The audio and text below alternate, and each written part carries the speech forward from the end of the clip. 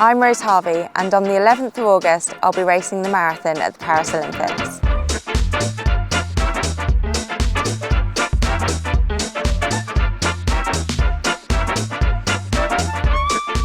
Coming here to Paris to check out the course is making it feel so real now. It's all sinking in. I think the last few weeks since finding out the news have kind of been so busy and a bit of a whirlwind, so it hasn't quite felt real yet. But yeah, just seeing everything around the city taking shape is super exciting. I just cannot quite believe I'm going to the Olympics after so many years of watching it on TV and following athletes who I've really looked up to and just thought, oh my God, they're incredible. I just feel so lucky that now I get to do it myself. So I can't wait. It's going to be fun. It's going to be a fun few months preparing for it, and then yeah, it's just going to be the most insane experience being here in August.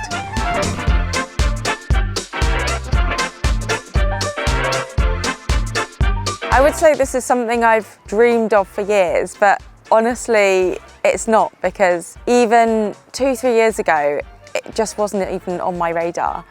I was still working full-time in corporate law, and running was literally just something I did at the weekends for fun. It was my way of cutting off from work, de-stressing, but also just my Monday to Friday wasn't a particularly healthy, active environment. I was working long hours in the office and quite a bit of partying too. And that was kind of how I actually got into running in the first place, because I moved to London and I thought, okay, I need a hobby that isn't office related or drinking in bars. So I joined a running club to get healthy and meet some friends outside of that corporate environment. And it just really stuck. I loved it. I loved it going to the sessions when I could, mostly on the weekends, the long runs, and just the people I met through running. So yeah, to be honest, that literally seems like 2 minutes ago.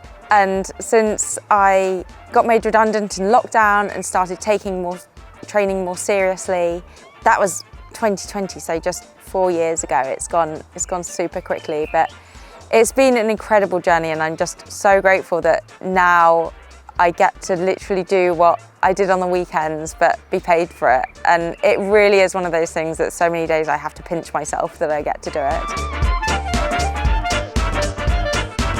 I'm not going to pretend that every day is easy or that I feel motivated every day. Of course, even though I love what I do, there are those times that it's so hard to get out the door, especially in winter. But I think that's what I always come back to. I'm just so grateful that I get to do something I love. My passion is running, pushing my body, seeing how far I can go. And I just always come back to that when I'm struggling, and it gets me through. And I think, yeah, I'm damn lucky to do this. I mean, if those hard days that it's hard to get out the door, I'm having a bad session, is my bad day at the office, like, I will take that any day.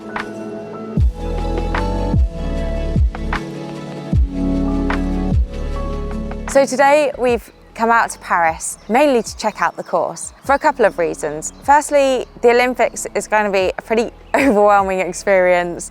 So much going on, the crowds, just the huge scale of it. I've never competed on this bigger stage before. So just checking out the course is one way to get familiar with as much as possible. So on the day, I can just perform at my absolute best and not be distracted by the unknown route, the hills that I'm not expecting. The more I can be familiar with it, the more I can be calm, relaxed, and have my head in the race. The other key thing with this particular marathon course, which is a bit unique to the Paris Olympics, is the elevation profile. So it's going to be a pretty hilly marathon. We've got 436 meters of climbing to do, and some of the hills are pretty significant. The steepest part, I think, is 13.5%. I have to say, I went and found a similar hill in London recently and ran up it, and it was pretty tough. I was definitely feeling the lactic. So that's going to be an element that I'm incorporating into my training, but it will just really help to know exactly what I've got to deal with, so I can then go and emulate it in my training runs. I haven't really done a hilly marathon before. All my previous races have been very much focused on time, which means I've been going for flat, fast courses. But I have to say, I'm really excited about just having a different challenge and having some of the hill training to focus on, rather than just constantly focusing on pace and running the same even pace every mile is really refreshing. It's a really, really cool thing to do.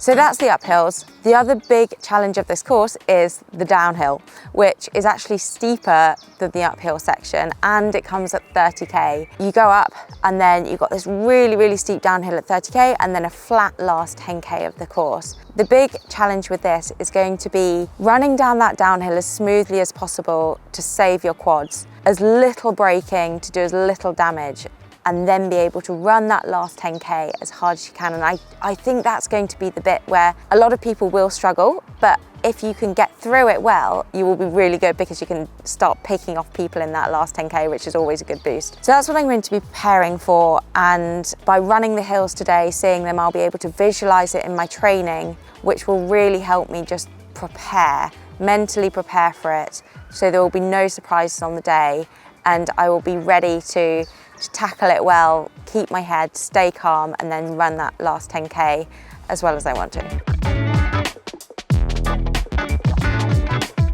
Along with the hills that makes this marathon a bit different to my previous races, it's of course a championship race, and championship races tend to be a lot more tactical. Generally, people don't necessarily go for a time as such, it's all about placing, which means that the start may be fast, it might be slow, but everyone kind of runs as a group for the first bit, and then it's really in the last 10k that it becomes just a straight race to the finish. That also means that it's not necessarily the fastest marathon runners on paper who will do the best. Look at Molly Seidel in Tokyo, who won bronze. She was not the third fastest marathon runner there on the day on paper. She didn't have the third fastest time. I think she was actually quite a long way off that, but she executed her race plan so well. She was so tactical. And of course, Tokyo had the heat and humidity, and she was just able to deal with those conditions a little bit better than everyone else, which is why she ended up on the podium. So that's what's so exciting about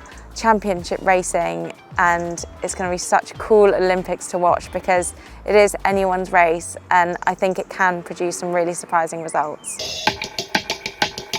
One of the questions I get asked about most frequently is nutrition. Unlike shorter races, of course, the marathon, you take on fuel during it, and that's something you really have to train for. I know a lot of people struggle with it because of stomach issues, but you cannot run a marathon without any fuel. Physiologically, your body cannot do it. Your muscles do not have the glycogen stores to run a full marathon without burning through them. And so being able to take on as much fuel as possible is so crucial to performance. In elite fields, we have drink stations normally every 5 kilometers, which is great, but you definitely need to be able to handle it. There's no point going into the marathon without having trained that, because you will definitely end up with stomach issues. When I first started, it was something I really struggled with. I used not to be able to eat anything for about 3 hours before I ran, even an easy run. I just hated anything being in my stomach, but I had to train it, and the way I started was actually by having a gel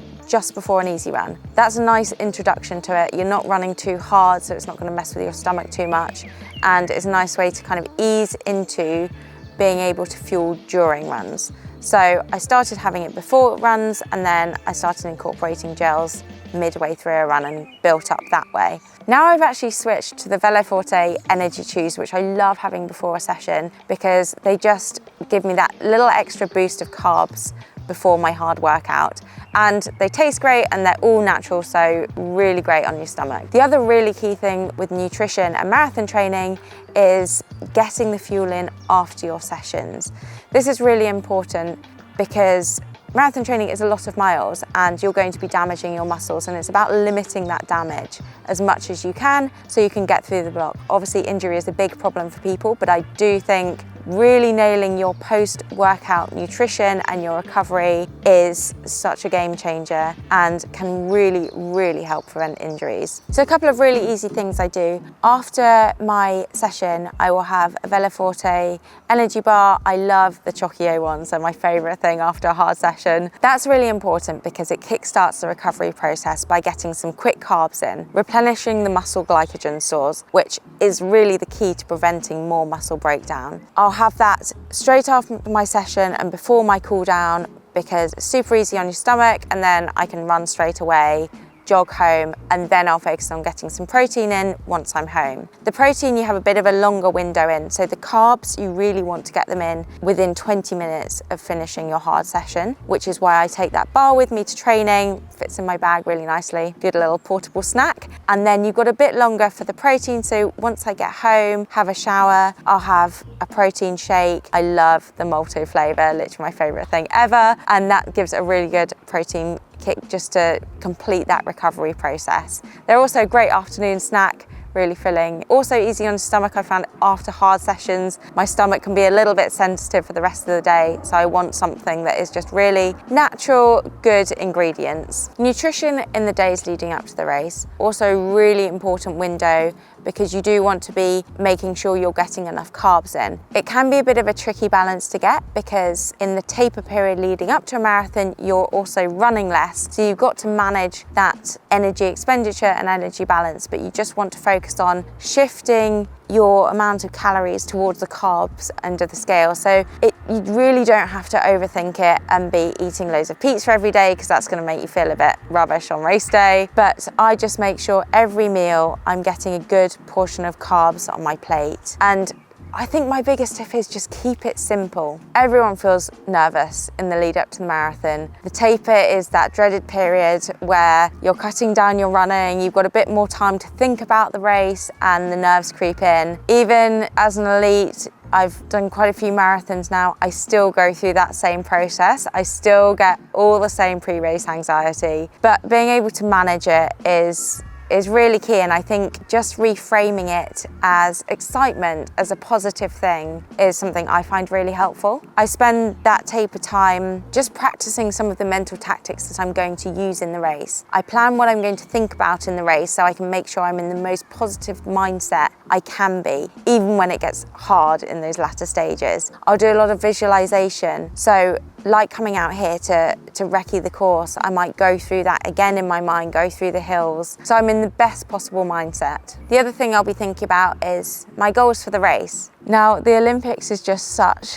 a new challenge, and as I said before, my other races have been very much focused on getting a time. This is completely different, and I mean, this sounds a bit wishy-washy, but honestly, one of my biggest goals is just to have the most amazing experience I can. It's a once-in-a-lifetime opportunity. It's something I'm going to remember and treasure for the rest of my life, and I just want to be able to, I guess, soak up every minute of it and make the most of it. Now, that doesn't mean I'm not going to really push myself, because that is why I run. That's a big part of why I run. It's to see how hard I can push my body, to see where I can get to, and that is what I want to do on the 11th of August when I'm running that marathon. I want to push myself harder than I've ever pushed myself before, but I do just want to make sure that I am enjoying every moment of it and just making it the most incredible memory to treasure. There are going to be so many highlights, and I'm actually out here from the 1st of August. We stay in a holding camp for a bit, just allow us to acclimatise to the conditions, to being in Paris, to familiarise ourselves with everything. And that's also a really exciting time, because you're just surrounded by everyone else who's also competing, but in so many different sports. And I'm actually really excited for that part of it, to meet loads of different people, and it's fascinating to learn about how different sports train and what their goals are. And of course, I'm super lucky that this Olympics is in Paris, because it means that quite a few of my friends and family will come out. So I'm really excited just to have everyone there on the day, and hopefully some good post-race celebrations too. I'm just so excited for that atmosphere on race day as well. The crowds are going to be insane. I'm sure it's going to be nothing that I've experienced before. I said earlier, one of my whys is to see how hard I can push my body. I think my other why is just to have the most incredible experiences. And I do think this is going to be the best one yet.